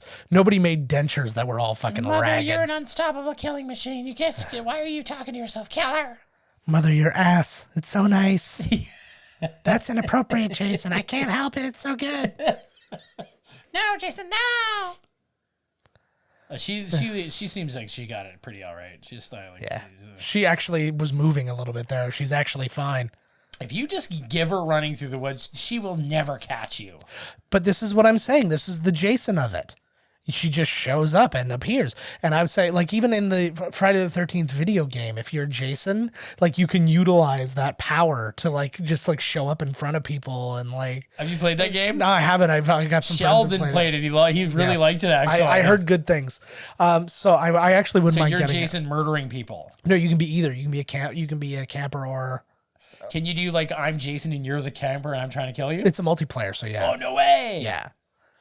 But, yeah, I think that's a lot of fun. But I should see if I could get that for. I just got great. There was a huge sale. I was just fucking around on PlayStation there, and I got Witcher 3. Yeah. Complete edition for $20. Nice. And then I got Resident Evil 2, the remake, for $20. Oh wow. I couldn't pass it up. I can't play Resident Evil. Now I have so many games, like I'm just even further behind. The anticipation of something happening in Resident Evil is too much for my fucking heart. I hated that guy. I remember back in the day when I had the PS2. Yeah. Sorry. Oh, you just spit on me? Yeah. I didn't feel it. Great. Terrific. You hork in my mouth. Spit in my mouth. I was going to do it anyways. Spit on my mouth, then my asshole. You decide which order. Yeah. No, anyways, so you were saying. What? You were saying before you said when you had the PS2. Oh, yeah, and I had Resident Evil 2. Yes. And Sheldon and Travis. I remember they started playing. Yes. I went to bed. I woke up. The sun was like 10 in the afternoon, or 9, and they were still playing. I think I remember you telling me this and they were, and then I didn't even want to play the game after that because I watched them. Mm-hmm. You had bad luck with that though, because that was that one time when we rented a game. It was Clay Fighter 2. Clay Fighter, which I mean is a dumb idea. That's in and of a itself. remake. Oh my god. But when you literally made a phone call and I beat the game while you were on the phone. Yep, I couldn't. That was amazing. And now, granted, you were probably the most notorious for being on the phone for a really long time, but it wasn't that long. God, imagine taking a cast iron pan to the face. She's unstoppable. That is God. Ugh. I have, like, every time I pick up one of my cast iron pans, it's all I think about is getting hit on the head. It's always with this in the cowboy movies and everything, right? Where they get smoked in the head. Yeah. I can't even, like, I don't know. My shoulders are so messed up. I couldn't swing a cast iron pan hard enough to hurt somebody. I'd have to drop it on them from high. Just knock them down and then just drop it from there. There you go. Just shoulder height. That'll fucking do something. I want somebody to make a Friday the 13th, like, semi-spoof where it's kind of like Home Alone. So it's like you have all these kids who are like, it's like a Boy Scout kind of thing, but we won't say Boy Scouts because of all the molesting. Oh yeah, exactly. Sexism and racism and stuff. But we will, like, it'll be something else, you know, you just make up something like the Junior Rangers or whatever nonsense. And, and they all learn, like, these are guys who are all learning survival and stuff like that. And then Jason comes, and then they're just all so good at survival, they're setting traps and they're like fucking with them. Like, why would she just sit there like that at the beach? I don't know. You gotta chill out sometimes, right? Oh, I like how she kind of was like bracing. She like did like a little shimmy. Who would have thought? This lady's tough as balls. I know, but who would have thought that like the climax fight of like a major horror movie would be between a teenage girl and a 60-year-old Old woman. lady. That's a good point. Actually, Actually, she's 58. You don't see this as they very film often. but She looks yeah. like she's pretty tough, old bird. Yeah. She's a real creepy looking. And it's funny because I had thought that in Freddy versus Jason, it was still her. It's a different woman, but it's like, You won't stop eating. You're like a big dog. yeah. You won't stop it. Oh, they did this in the end. This is like a callback to when, whoa. Her face must, no. My head. See, but by the way, you don't do that when you lose when your head gets cut off. How don't, do you know? Well, it's science mainly, but I just like that. It's the first. It was the hands going like no. Then like, what are you doing? She kind of looks like Allison Hannigan there. Yes, she does actually, big time. Yeah, Full moon. good times. Yeah. Well, the moon doesn't change phases during the night. Sure it does. During horror. It was a full moon. Now it's like what? So she's killed her. So don't get on the boat. There's no reason to get on the boat now. Go for a swim here. Like maybe go into town and call the police. Da-dee-da-da-dee-da. But how Let's do go you find Jason. maybe here's actually my thinking of why she's getting on the boat. Okay, I chop this woman's head off. So I can go and say I chop this woman's head off, then they're gonna find all these other dead bodies as well. And my only argument is gonna be, well, no, this old woman or me killed all these people and hung them up. So did this old woman pick this man up and put her in a tree, or did this able-bodied young woman put this one up in the tree? I don't believe either one of them. Even together, I don't think they would have done it. No. Oh, Give him a that's boost. right. This is why she went out here on the boat. Yes. Yeah, this is because Tom Savini did it. Actually, a lot of different people claim that they claim this as their idea because this apparently was not in the script. And a lot of people, like I think Steve Miner said he was his idea. Tom Savini said it was his idea. Whose idea do you think it was? I think this was Jason's mom's idea. I think so too. Yeah, this just happened organically. This was an improv moment. Sean Cunningham actually wanted the son to be played by his own son, and his wife wouldn't let him. No shit, eh? Yeah. You guys showed up a little late. Yeah. Well, you know, it's They one of those always towns. do. It's they were too busy investigating which Franks got robbed. It's one of the Franks. Could have been any of them. Huh? She got some canoe sleep. That's nice. I can't sit straight on a canoe without fearing falling over. There's no chance I'm squeezing in a nap. I have so many questions about that look of Jason. It's been 30 years, and that's the only. Yeah. I guess it would have been 20 years because I think this is supposed to be 78. Is that just supposed to be like a symbolic thing, or was that really him? Well, when you go into the second movie. Yeah. So yeah, it was always imagination. But like, yeah, you go into the second movie because she survives and all that stuff. But then, yeah, it's like, and what was all over him? He looked like he was all burnt. It looked like it was like seaweed. Oh, is it? Yeah. Looked like seaweed. Oh, we gotta change your colostomy bedpan bag. Oh no, I was waiting. We're just checking your oil back here. So that's why he's looking away. Oh, look at this too. It's just a little needle in the bum. Don't you worry.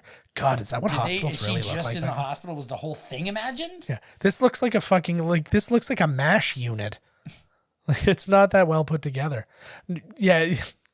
That would be amazing. You find out that she just had like a nervous breakdown at home. She hasn't even gone to the camp yet. Oh, we're probably out of the leg. See if she's fine. So that was the thing. So basically, she's walking off. Yeah. What the fuck? So that's the thing. She has like a way too innocent voice there, eh? Jason, the boy, kind of like does too, actually. Judy Garland in Wizard of Oz. You were there, and you were there. That is like that scene totally. And you were dead, and you were dead, and you were dead. You died twice. What did I do? That'd be the best. And then there's one guy who had like a really embarrassing death in the thing. How did I die? I think heart attack. Just don't worry about it.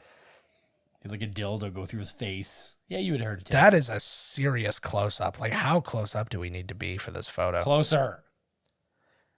Yeah, like She's cute. She's a little cutie. Yeah, she's got the eyes. Oh, here we go. Look at how beautifully still that water is. Under the water, and Jason's gonna be under there spanking it.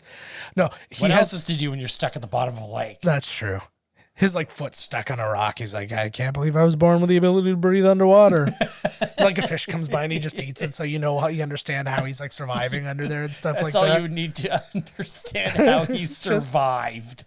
Yeah. So Alice there, it's fine. Like what the fuck? Come on, we're letting a lot go. Okay, with this movie. how? But Adrian, okay, so what were we gonna ask first before I do my thing? I don't even know. So wait, no, I was gonna say how much, like, because she said she was gonna get a car. So how much would you think was her payment on this movie? She was paid, I believe she was paid $1,000 a day for 10 days. She got 10 grand. Wow, seems pretty good actually. For the time, yeah. That was especially given like, well, the whole budget was $550, I guess. Yeah, it was its own thing. But yeah, what was interesting? So Alice was originally supposed to be the star of all of the future ones, like not just like she was going to be like the franchise's Nancy. Yeah, she was going to be the Nancy. She was going to be the Laurie Strode who like would keep coming back, and then she would be the one like facing off.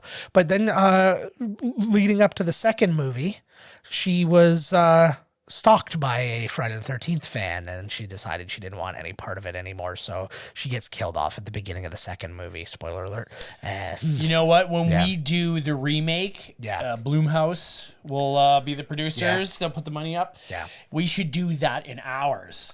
Yeah. We should have her character continue. She has done like short films and fan films and Undertaker stuff. do the hair in this movie? Yeah, I know, 6 feet under, What right? the fuck would you call your hair place 6 feet under? They probably do hair on dead people. I was going to say the only acceptable way that, that's very possible, but the only acceptable reason for that would be it's some kind of like Williamsburg, like hipster kind of place that's like a basement or something like that. We're 6 feet under. We're like, yeah, exactly. Yeah. And then there's just like some guy who's got like half of a head, like he shaved half of his head, and then the other hair is just in spikes. And he's like, I'm the best barber in the world. I'm going to cut all your hair. And then because it's always those kinds of guys. It's like, you have to go see Mr. Mystique. He's the one who cuts all the best hair. You know what? Now that I'm looking here, I think A New Beginning is the fake one. Yes. That's right. And then Jason Lives is actually Jason. Living. Go to the box of A New Beginning. Yeah. Go up to the next one. Fine. Yeah. Yeah, we're the final, because that's the one, because he's got the thing in his. Go up to part 3, please. Sorry, I apologize. Okay. Ooh, that was just a 3D. That was the 3D one coming right at me. Yes. Yeah, I think so, because if you that's the mask I like too. Yeah. The one with his. If you go down to 3, four. Jesus Christ. That's where. Yeah, because like I was saying at the end of that one, there's a slow-mo scene of Corey Feldman macheteing Jason to death, and that's... And we'll get more into that if we get that far, which I imagine we will. We'll do these on all the Friday the 13th that's come up. But and you look at the mask, that's not even his mask. Yeah. On the front of the cover there. Well, I think that's kind of part of it, right? I think that it's even in and of itself a little bit of foreshadowing. But you get the whole bit, too, with... because what's his face was supposed to become the new Jason, essentially, Corey Feldman, and he resents this too for some reason. But he, like in that same documentary I was talking about, he sits there, he's like, yeah, I was going to essentially be the new bad guy, the new Jason in the future movies, and then Steven Spielberg came along and cast me in Goonies, so I couldn't do it. Like that literally was his complaint. He's like, "Oh, I had to be in like Goonies and I had to be in Goonies and Gremlins because this asshole, this most powerful man in Hollywood wanted me instead of me being in this like $2 million like 6th sequel of a fucking movie nobody cared about." He was gonna be Jason forever. Ugh. Yeah. Yeah. Could you imagine? Let's imagine the same guy, the same Corey Feldman who was dressed very similar to Michael Jackson when he was doing his song, that musical performance. Imagine him as Jason. No makeup, nothing, just that outfit, him. Yeah. Like, Jason's after us. I was just about to start doing my Corey Feldman impression. It occurred to me I don't have one, so I don't know what I was about to do. All right, guys. Well, Todd already mentioned he had to poop, and he made it through. And hey, something I give you credit for. Only once, twice I've had to leave during a single take commentary. Once you've had to leave, and I thought I was going to barf. You stuck it out, and this then time. I went in there and just pooped. Yeah, out of his mouth. Exactly. All right, guys. But for now, we say goodbye to you. We say find us on miscastcommentary.com. Email us podcast@miscastcommentary.com. Find us on Twitter at Miscast Podcast. I'm at JK Finley. Todd's at Miscast Todd. Find us on Instagram at Miscast Commentary, and I'm at JK Finley there as well. Call the number. You know it. Do you? 1289-769-3288. I remember it because I had to write it down a bunch when we did that video. Yes. If you haven't seen it, it's been a while now, just based on when this is going to be released. But go back to our YouTube page and find our video reviewing Cards Against Star Wars. And it's a lot of fun. So yeah, go check that out. And you'll find our phone number there too, because it's all over the place. We post it a lot. Fucking right. Yeah, so until next time, we'll catch you next week with a Coming Attractions episode.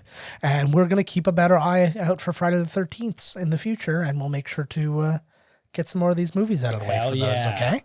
And in the meantime, we'll see you next time. I don't have to go that bad anymore. This has been Miscast Commentary with your hosts, Joe Finley and Todd Murray. Executive producer, Joe Finley. Be sure to like, comment, and subscribe to the podcast wherever you listen. Visit www.miscastcommentary.com for all news related to the podcast. Miscast Commentary is a Miscast Media production.